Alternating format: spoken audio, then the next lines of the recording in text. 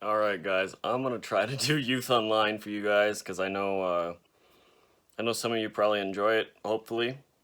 If you don't, my bad.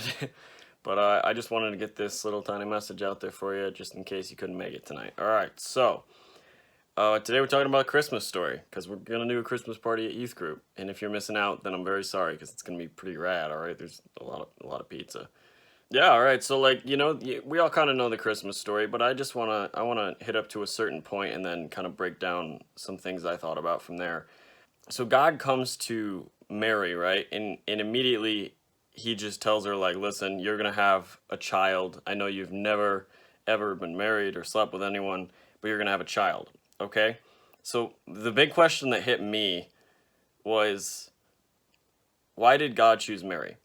Something that some of you guys might not know is, like, historically, marriage was something that happened about 12 or 14 in ancient Israel. I mean, if you look at this, Mary would have been about 12 or 14 years old. So understandably, she kind of freaks out for a hot second and, like, God, I mean, the angel of the Lord that is sent there turns it around for her and starts, talking to her, calming her nerves, okay? But I want to hit that question. Why did God choose Mary? Okay? And the first point is this: she was close to God. You see the exact same thing with David, all right? Before David was king, before he killed the Goliath, he was consistent. He was consistently meeting with God on his own time, and at a time when it didn't really benefit him greatly. You know what I mean? Like, it wasn't. He didn't know that he was going to be king. He didn't know that he was going to be used by God in any specific way. It was just because he loved God and he wanted to spend time with him. So every time he was out in the fields, he would be singing songs to God. He would be praying. He would be focusing on him and meditating on the word. Those are all incredibly important things if you want to be used by God. If you want to, in your life, be used by God, then start right now just spending like 15, maybe even 5 minutes a day if that's all you can set aside at first, and build up to something more if you wanted to. It's just setting aside that time the best you can and learning to just talk to God throughout the day, even while you're at work. Like, it's just like I said, David was in the fields, like watching over sheep. He was a shepherd. That's when he was praying. Okay, the next point is this: she was underqualified, but not, she was humble. Okay, she was underqualified, but humble. And the very important thing about this is that if you are underqualified and not humble, a lot of times you'll say something like, how can I be expected to do this, God? How can I be expected to pull this off? How can I be expected to obey this? When the reality is, you can't. And that's where the humility comes in. She asks how it's physically possible, but she doesn't bring up anything about how she is underqualified for the position because she trusts God's judgment.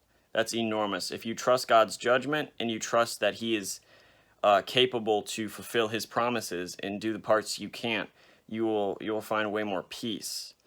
She knew she was underqualified. God always picks underqualified people for his positions, basically, because he knows that if we know we are underqualified, then we will trust him and will be forced to grow in faith instead of counting on our own ability to make it through situations like this.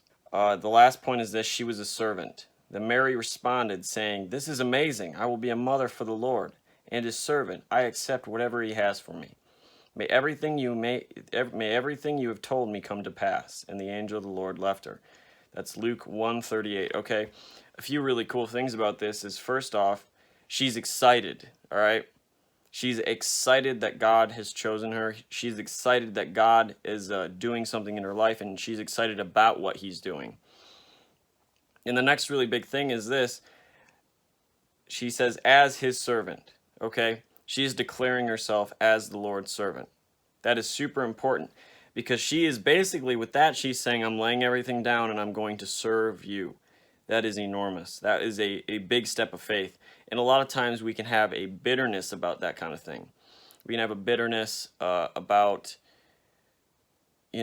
God's plan for our life if it contradicts our plan. She laid down every plan she had and everything she wanted to go a specific way. She laid all that down and just trusted God to do his part, and she was just excited.